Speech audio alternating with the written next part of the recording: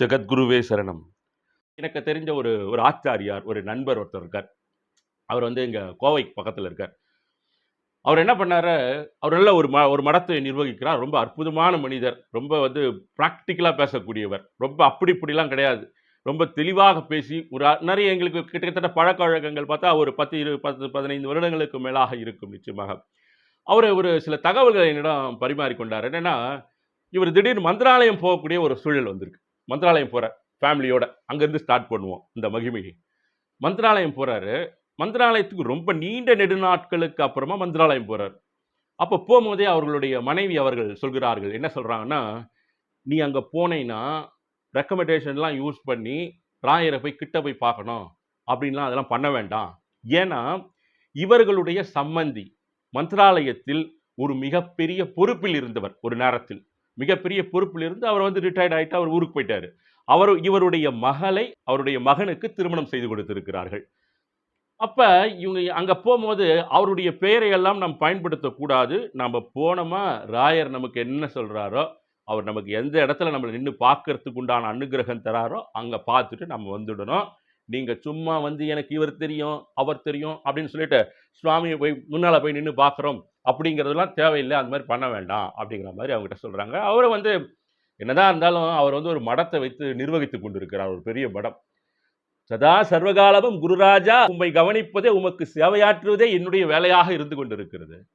அப்படி இருக்கும்போது, அங்கு வரும்போது நீங்கள் இருக்கக்கூடிய இடத்துல நான் கிட்ட வந்து பார்க்கலன்னா எப்படி குருராஜா அது? ஒரு ஏக்கம் இருக்கும் இல்லையா மனசுக்குள்ள? ஒவ்வொருத்தருக்கும் ஒரு ஒரு மாரிங்க. சிலரு தூரம் இருந்தே சாமிய வணங்கி விட்டு போயிடுவாங்க. ராயரே எங்க இருந்தாலும் நீங்க என்ன பார்ப்பீங்கன்னு சொல்லிட்டு.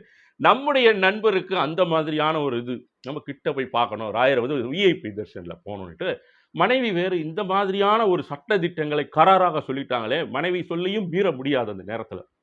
என்ன பண்றாரு, சரி போறார். கோயிலுக்குள்ள போயிடுறாரு. போயிட்டு பாருங்க, இவர் அங்க கோயிலுக்கு போறாரு. போயிட்டு எப்படி போறதுன்னு யோசிச்சுட்டு இருக்காரு. மனைவியோட நிக்கிறாரு. அந்த நேரத்துல ஒரு ஃபோன் வருது இவருக்கு உள்ள. அந்த ஃபோன் பார்த்தா, இவருடைய மகள் பேசுறாங்க. என்ன பேசுறாங்க, "அப்பாப்பா, உள்ள வந்து எங்க மாமனார் வந்து சொல்லிட்டாரு. உள்ள போயிட்டு இவர போய் பாருங்க." அப்படின்னு சொல்லிட்டு ஒரு ஆச்சாரியார் பேர சொல்றாங்க. "இவர போய் பாருங்க. இவர் வந்து உங்கள வந்து ஸ்பெஷல் தரிசனம் கூட்டு போவாரு." அப்படின்னோனே, நம்ப நண்பர் சாருக்கு வந்து ரொம்ப மகிழ்ச்சி ஆச்சாரியாருக்கு. "அடடா! ராயர் பாத்தியா நமக்கு என்ன அற்புதமான ஒரு கண்ண தொறந்துட்டாரு. நம்மள போய் உள்ள போய் பார்க்க வர சொல்லிட்டாரு நம்மள." அப்படிங்கிற மாதிரி நேரா உள்ள வேக வேகமா போயிட்டு உள்ள போய் கேட்கிறாருங்க. என்ன கேட்கிறாருன்னா, அந்த அவருடைய பேரை சொல்லி, ஐயா ஆச்சார் அவர் வந்திருக்காரா? இருக்காரா? அவர பார்க்கணும்." அப்படின்றாரு. இவருடைய துரதிர்ஷ்டம், அவர் இன்னைக்கு லீவு வரல அப்படின்னிடுறாங்க. ஐய்யய்யோ! போச்சே பகவானே! ஒரு நல்ல ஒரு வாய்ப்பை குடுத்து கூட அந்த வாய்ப்பு வந்து கைக்கு கிடைக்காமல் போய்விட்டதே குருராஜா! என்ன குருராஜான்னு சொல்லிட்டு யோசிச்சுட்டே வரார். யோசிச்சுட்டு கீழ இறங்கி வரார் அந்த படியிலருந்து. இறங்கி வரும்போது பார்த்தா, இவருடைய ஒரு நெருங்கிய நண்பர். அவர் வந்து ஒரு மிகப்பெரிய டொனார் அவரு, மடத்திற்கு. ரொம்ப ஒரு ஒரு ஆத்மார்த்தமான பக்தர் அவர் அவரும். அவர் அந்த ஐயா வந்து என்ன பண்றாரு, அவர் அப்பதான் வந்து தரிசனம் முடிச்சுட்டு வெளிய வந்து இவர பார்த்துடுறாரு.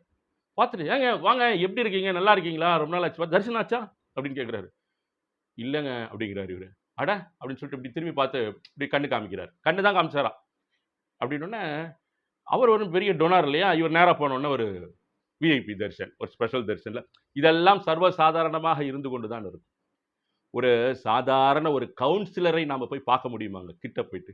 இன்னைக்கு இருக்கக்கூடிய காலகட்டத்தில. தெரிந்தவர்களாக இருந்தால் பார்க்கலாம்.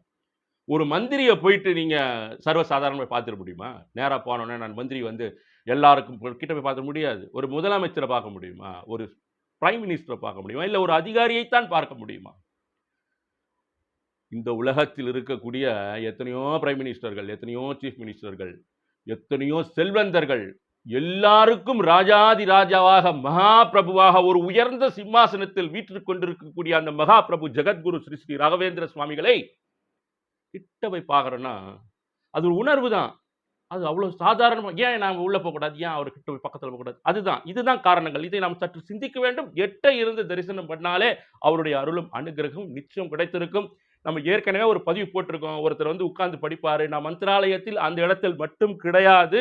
எல்லா இடங்களிலும் நான் வியாபித்திருக்கிறேன். நான் உனக்கு முன்னால் கூட வருவேன். அப்படின்னு சொல்லியிருக்காரு. அது ஒரு ஆங்கிள் ஆஃப் தாட். இப்ப நாம சொல்லிட்டு இருக்கிறது இது ஒரு ஆங்கிள் ஆஃப் தாட். மனிதர்களுக்கு மனிதர்கள் அவருடைய சிந்தனைகளும், அவருடைய பார்வைகளும் வேறுபடும். அதுக்கு ஒரு உதாரணம். சரி போங்கன்னோனே இவரு ரொம்ப குஷியா உள்ள போறார். உள்ள போனோடனே விஐபி தர்ஷன் போயிட்டு சாமி கும்பிடுறாரு. பாருங்க, அதோட முடியுது அவருடைய சிந்தனை. சாமி நல்லா பிரார்த்தனை பண்றாரு. அவரும் மனைவி பிரார்த்தனை பண்ணிட்டு, நாமெல்லாம் அந்த காலத்துலலாம் வந்தோம்னா, உள்ள போயிட்டு ராயர் சன்னிதானத்துக்குள்ள அந்த கூட்டி பெருக்கி அந்த இடத்த சுத்தம் பண்ணிட்டு வருவோம். இப்பலாம் வாய்ப்பே இல்ல. ரொம்ப மடத்துல ரொம்ப ஸ்ட்ரிக்ட். ராயர் பக்கத்துல யாருமே நெருங்க முடியாது. அப்படின்னு யோசிச்சுட்டு ராயர்கிட்ட பிரார்த்தனை பண்ணிட்டு போறாரு. எனக்கு அந்த பாக்கியம் இல்லையே ராயரே! அப்படின்ட்டு போறாரு. போயிட்டு அங்க ஒரு இடத்துல உட்காந்து எழுதிட்டு இருக்கிறார். ஸ்ரீராம ஜெயம் அப்படின்னு அவர் எழுதுவாராம். கோயிலுக்கு பின்புறம் உட்கார்ந்து எழுதிட்டு இருக்காரு. எழுதிட்டு இருக்கும்போது திடீர்னு இன்னும் இவர் வந்து இவருடைய ரெக்கமெண்டேஷனை யூஸ் பண்ணல அந்த இடத்துல. எழுதிட்டு இருக்கும்போது ஒருத்தர் வந்து என்ன பண்றாராம், "ஏங்க உள்ள போங்க" அப்படின்னு சொல்றாராம். "உள்ள போங்க, எழுதுறீங்க. உள்ள வாங்க, உள்ள வாங்கன்னோனே" அது கோயிலுக்கு பின்புறம் வந்து ஒரு அறை இருக்கிறது. இங்க எங்கடா போ சொல்றாங்கன்னு எழுந்து உள்ள போய் பார்த்தா, சுவாமிஜி அவர்கள் உட்கார்ந்திருக்கார். மந்த்ராலய மடத்து பீடாதிபதிகள் ஸ்ரீ ஸ்ரீ சுபதேந்திர தீர்த்த ஸ்ரீபாதங்கள் அவர்கள் உட்கார்ந்து கொண்டு வருகின்ற பக்தர்களுக்கு அக்ஷதை வழங்கி கொண்டிருக்கிறார். ஒரு பார்த்தோன்னே பயங்கர ஹாப்பி. அடடா சுவாமிஜி கிட்ட உள்ள அனுப்பிச்சிட்டாங்களே நம்மளன்ட்டு ஆசீர்வாதம் வாங்கிட்டு, இவர் வாய் சும்மா இருக்குமா? சொல்லிட்டார். நான் இன்னார், இன்னார், இன்னார், இன்னார்ன்னு சொன்ன உடனே சுவாமிஜிக்கு ஒரு பரம மகிழ்ச்சி. சரி ஓகே. பக்கத்துல ஒருத்தர் கூப்பிட்டு சொல்றார். இவரை கூட்டு போங்க அப்படின்னோடனே, சரி ஓகே. ஏன்னா ஒரு முக்கியஸ்தருடைய பெயரை அவர் சொல்லிட்டார். அவருக்கு உண்டான அந்த ரெஸ்பெக்ட், ரெஸ்பான்ஸ் அவருக்கு பண்ணி ஆகணும் இல்லையா? போங்கன்னு சொன்னோடனே, இவரை நேரா கூட்டிட்டு போறாங்க. கூட்டிட்டு போனோம்னு ஒரு ஸ்பெஷலான இடத்துல உட்கார வைக்கிறாங்க சாப்பிடுறதுக்கு. இவர் மனைவி உட்கார்கிறார். அவர் உண்மையிலேயே ஒரு ஒரு ஆத்மார்த்தமான பக்தர், பிராக்டிக்கலான பக்தர். இப்படி அப்படிலாம் கிடையாது. எது சரியோ அது சரி என்று சொல்லக்கூடிய அற்புதமான மனிதர். சாப்பிட உட்கார்ந்துட்டுறாரு. உட்கார்ந்துருக்காங்க, எல்லாம் உட்கார்றாங்க. சாப்பாடு பரிமாற போறாங்க. திடீர்னு ஒரு அஜானு பாகுவா ஒரு ஆள் வர்றார். "நீங்க 2 பேரும் எழுந்துருங்க" அப்படிங்கிறார். "எங்கங்க எழுந்துக்கிறதுன்னு?" "எழுந்திருங்க 2 பேரும்" அப்படின்னோனே, ஐய்யய்யோ! இந்த ஆள் என்ன நம்மள வெளியில அனுப்ப போறானா? இல்ல இங்க ஏன் வந்து உட்கார்ந்தேன்னு கேட்க போறானா? ஒண்ணுமே புரியலையே. என்ன ராயரே இது? அப்படின்னு கேட்டுட்டு, நேரா அவர் கூட பின்னாடி போறாரு. "நீங்க 2 பேரும் மூலராமர் பூஜை நடந்தது. அஸ்தோதக தட்டு இருக்குது ராயருக்கு. அஸ்தோதக தட்டுனா, ராயருக்கு உணவை கொடுக்கக்கூடிய ஜெகத்குரு மகாபிரபு ஸ்ரீ ஸ்ரீ ராகவேந்திர சுவாமிகளுக்கு அந்த உணவு, பிரசாதங்கள் கொடுக்கக்கூடிய ஒரு தட்டு. மூலராமர் பூஜைன்னு ஒரு பூஜை நடக்கும். ஸ்ரீ ராகவேந்திர சுவாமிகள் காலத்திற்கு முன்பிருந்தே அவருடைய காலத்திலும் தொடர்ந்து நடைபெற்றுக் கொண்டு வரக்கூடிய ஒரு பூஜை. அதற்கு சில பாத்திரங்களை உபயோகிப்பார்கள் அந்த இடத்துல. அதையும் இந்த அசோக தட்டையும் நல்லா கழுவி கொடுத்துட்டு போங்க அப்படின்றார். இவருக்கு ரொம்ப ஆச்சரியம். சுவாமி எவ்வளோ பெரிய பாக்கியத்தை எனக்கு கொடுத்தீங்க. உங்க அஸ்தோக தட்டை பார்க்கிறதே பாக்கியம்னா, அதை தொட்டு அதை விளக்கி கொடுக்கக்கூடிய ஒரு பாக்கியத்தை கொடுத்தீங்களே. ரொம்ப நன்றி சொல்லிட்டு 2 பேரும் தம்பதிங்க உட்கார்ந்து நல்லா ரொம்ப மகிழ்ச்சியா, பெருமகிழ்ச்சியா அதெல்லாம் விளக்கி கொடுத்துட்டு எழுந்திருக்காங்க. அங்க ஒரு ஆச்சார் உட்கார்ந்து பார்த்துட்டே இருக்காரு. பார்த்துட்டு, "யார் நீங்க?" அப்படின்னு கேட்கிறாரு. சொல்லி தானே ஆகணும் இவரு யாருன்னுட்டு. யாருன்றத சொல்றாங்க. சொன்ன உடனே, "ஓ! அப்படியா? அது நீங்க முன்னாடியே சொல்லக்கூடாதா இத?" அப்படின்ட்டு, "எத்தன நாள் இருக்கீங்க இங்க?" அப்படின்னு கேட்கும்போது, "நாங்க ஒரு 3 நாள் இருக்கோம்னே." 3 நாளும் தினமும் வந்து இந்த வேலைய பண்ணிட்டு போங்க. அப்படின்னு சொல்லி அனுப்பியிருக்காருங்க. அவரும் என்ன பண்ணியிருக்காரு, ரொம்ப சந்தோஷமா, மகிழ்ச்சியா 3 நாட்கள் தொடர்ந்து அந்த சேவையை ஆற்றியிருக்கிறார்கள். இதுதாங்க ராயருடைய கருணை, கடாட்சம், அவருடைய அருள்ன்றது. சுத்தி முத்தி எதையுமே பார்க்காதீங்க. இந்த மனசுன்ற அந்த அந்த பாத்திரம் இருக்கு இல்லையா? ஒரு பாத்திரம் அது. அதுக்குள்ள கண்டது வந்து விழுந்துட்டே இருக்கும். எல்லாத்தையும் தள்ளிட்டே இருக்கும். ராயர் என்கிற குருராஜர் அப்படிங்கிற அந்த மகானுபாவரின் பொற்பாத கமலங்களை மட்டும் அக்கம் பக்கம் பார்க்காமல் மிக கெட்டியாக பிடித்துக் கொள்ளுங்கள். அவர் உங்களுக்கு சொல்வார் வழி. அவர் உங்களுக்கு சொல்வார் எப்படி போகணும், என்ன செய்யணும், அடுத்தது என்ன நடக்கும், எப்படி போகும்னுட்டு. உங்க மனதை டிஸ்ட்ராக்ட் பண்ணி நீங்க இங்க இருந்து போகணும்னு நினைக்கக்கூடிய சந்தர்ப்பங்கள், சூழ்நிலைகள் எல்லாம் உங்களுடைய கர்மா, உங்களுடைய விதி. நீங்கள் ஆற்றிய செயல்கள், பணிகள் எல்லாம் அவரை தொடவிடாமல் செய்யும். அந்த இடத்தில் ஞாபகம் வைத்துக் கொள்ளுங்கள். அதையெல்லாம் மீறி எதுவா இருந்தாலும் பரவாயில்ல ராயரே, உங்களுடைய பொற்பாத கமலங்களை நான் பற்றிக் கொள்கிறேன். இத்தனை வருடங்கள் வேண்டினாலும் எதுவுமே நீங்க எனக்கு தரலைனாலும் உங்கள் நாமத்தை உச்சரித்த இந்த வாழ்க்கை எனக்கு மிகப்பெரிய வாழ்வு, மிகப்பெரிய பிறவி. அது போதும் எனக்கு. அவ்வளவுதாங்க. அதை மட்டும் அந்த கர்மாவிலிருந்து தப்பிக்க வேண்டும். அவ்வளவு. இங்க எல்லாமே இங்க கண்டுபிடிக்கலைங்க. சக்கரை நோய்க்கு மருந்து கண்டுபிடிக்கல இந்த நாட்டுல. என்ன கண்டுபிடிச்சாங்கன்னு நினைச்சிட்டு இருக்கீங்க? சுகர்.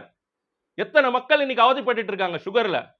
ராக்கெட் போது, இது போது, அது போது, நீங்க 1008 விஷயங்கள் சொன்னால் கூட இன்று பல லட்சம் மக்கள் அவதிப்பட்டு கொண்டிருக்கக்கூடிய அந்த நீரிழிவு நோய்க்கு மருந்து கண்டுபிடிக்க முடியாத ஒரு அவலம். அவ்வளவுதான் அறிவு. அது தப்புன்னா சொல்ல வரல. அறிவினுடைய எல்லை அவ்வளவுதான். அப்ப நீங்க வந்து எத்தனையோ காலம் சன்னியாசியாக இருந்து ஒரு வைராக்கிய வாழ்க்கை வாழ்ந்த ஒரு ஜகத்குருவினுடைய அவரை பற்றி என்ன சொல்ல முடியும் நாம? எல்லாமே தெரிஞ்சுக்க முடியாது. அப்ப எல்லாத்தையும் போயிட்டு தலையை விட்டு கையை விட்டு பார்க்கிறத விட தெரிந்த ஒரு விஷயத்தில் நம்முடைய கைகளை இறுக பற்றிக் கொண்டு நம்முடைய வாழ்நாளை கடத்தி கொண்டிருந்தால் அவர் கொடுப்பார் உங்களுக்கு வேண்டியதை நிச்சயமாக. அதனால சிந்திப்போம். இந்த மானிட வாழ்வு, இந்த பிறவி ஒரு அற்புதமான பிறவியா இருக்கணும். நல்ல ஒரு ஒரு பிளிஸ்ஃபுல்னஸ் லைஃப், ஒரு ஃபுல்ஃபில்னஸ் லைஃப் நமக்கு வேணும், நமக்கு இருக்கணும் அப்படின்னா நிச்சயமா குருராஜர் போன்ற மகான்களால் மட்டும்தான் முடியும். நான் என்ன சொல்றேன் பாருங்க. குருராஜர் போன்ற மகான்களால் மட்டும்தான் அந்த அருளையும் ஆசிகளையும் கொடுக்க முடியும். கர்மாக்குள் நீங்கள் சிக்கிக்கொள்ள போகிறீர்களா, அல்லது கர்மாவை வெட்டி எறிந்து ஒரு வியத்தகு வாழ்வை பற்றி கொள்ள போகிறீர்களா? அது உங்களிடம்தான் இருக்கிறது. நன்றி, வணக்கம். அடுத்த பதிவில் சந்திப்போம். ஜெகத்குருவே சரணம்.